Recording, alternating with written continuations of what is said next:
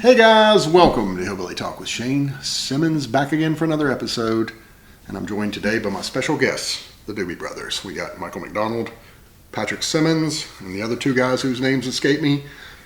Actually, I'm just showing off my t-shirt. I paid $40 for it, so got to get my money's worth while I can, don't you think? Anyway, getting into today's topic, I get asked quite often, why are Appalachian people so dadgum nice versus the rest of America? And the first question has to be, is that true? Well, I think that is true.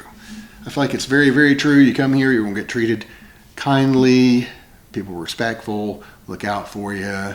As long as you know you're nice and respectful to them in the first place, you're going to get it reciprocated, and people look out for each other. I love living here for that reason. You know, you got your fellow citizens who look out for you and, you know, take care to make sure you're good. If you're sick or someone passes away in your family, they come and bring food. You know, there's just a lot of good people in Appalachia. But why is this? Why is this different than the rest of America? Well, one reason, of course, is pretty obvious, is, you know, being raised, biblical values, you do unto others as you'd have done unto you. You get these things ingrained in you from youth. And you're really taught at a young age, whether it's in Sunday school or anywhere else, you know, to treat your fellow person with respect. And that really goes a long way toward building that relationship. But why is that? Most people have heard those same similar adages. And, you know, why does it register with us and not other people? Well, there's a little bit more to it too, I think. I feel like if you dig under the surface, that one of the biggest reasons is, you know, you're living in these little small towns and there's only so many people, and there's about a 100% chance you're going to see those people fairly often. So if you run around here offending people, confronting people, just being a general jack-a, for lack of another better word, you're going to have problems because people either avoid you or confront you back, whatever. You may meet with some Southern justice. So you really can't afford to go around here building this bad name for yourself, because that's just the thing. People will know your name.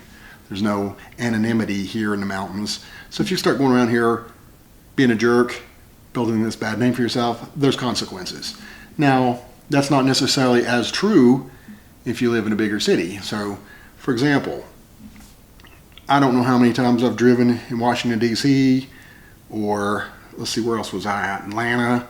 You get in some of these places that are larger metropolitan areas. Miami, I got down there and had people flip me off at random, cut you off, blow horns, look at you hateful, generally want you to meet your untimely demise on the road. Just absolutely no respect, nothing. And New York City, you get out and you get stampeded. If you don't just get up with the herd, they'll just run right over you. So you've really got to be thick-skinned and just roll with it there.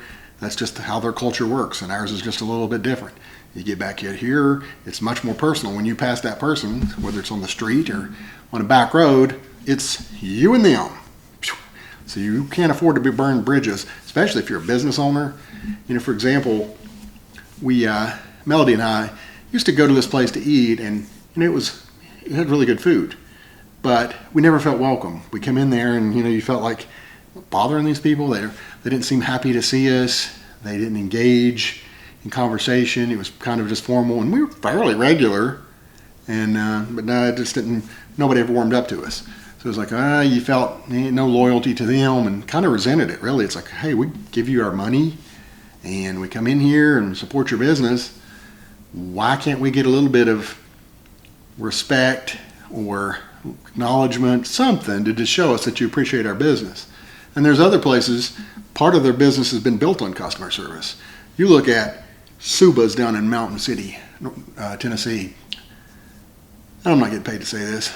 I love Suba's. I was just talking about it at work today. They have the best, by far, desserts you'll ever eat in your life. Fantastic. The food is great. The meals are great. But those desserts, gee whiz. I mean, if you pass by that place going through Mountain City, you will regret it. It is amazing. But also, when you go in there, you have got great customer service. They treat you like family. They're really happy to help, bend over backwards, and you just feel like a good experience. It feels like they make you feel like a regular if you've never set foot in there before. And again, I'm not getting paid by Subas to say this, but if they see this and feel guilty, you want to send me a free dessert, hey man, I'm up for it.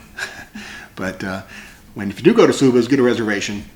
They stay booked up. Amazing place. If you've been there, you know what I'm talking about, so I don't have to elaborate. But that's the thing. When you're building a small business, if you're trying to get people in your church, you've got to win them over. And if they know you to be a jerk, it ain't gonna work for you. You got to be warm, accommodating, make people feel like family. That's what leads to success here. And so most people try to pattern themselves after successful people. Now, does it matter in New York? Probably not. If you tick some customer off, there's 100 million other ones behind them to replace them. So you don't really have to have that kind of service. And frankly, I've never gotten it there. I always just got treated like cattle, one right after the other. But when you come here, you deserve and expect to get better service, and 9 chances in 10 you'll find that. And that's why the business will have stayed in business if it has, is because it's built on service. You can't just make it on quality of food. That's not going to get you anywhere around here. It's got to be 50-50 at least. So I've even seen people have just very average food, but their personalities and the way they treat people and the way they make you feel wins you over, and where you come back and support them. It's like my theory of love. Love is not how you feel about somebody. It's about how that person makes you feel about yourself. If you see somebody make you feel happy and proud and handsome, and you're going to love that person a lot more. Well, that's the same thing with these interpersonal relationships. You see them and they make you feel like, oh, I'm welcome, I'm wanted, I'm valued. You're going to love that person. So that really goes a long way. Now, having said all that, one thing I must throw out there that most people don't throw out there. In fact, I think me and Melody disagree on this one. I wish she was here to discuss it, and maybe we'll do that again down the road. But is it always sincere, the niceness you get in Appalachia? No, not by any stretch of the imagination, because, again, the fear of burning bridges, the fear of having to see this person again, just having to deal with them, and not wanting to get your own reputation sullied, you take a lot more than you normally would.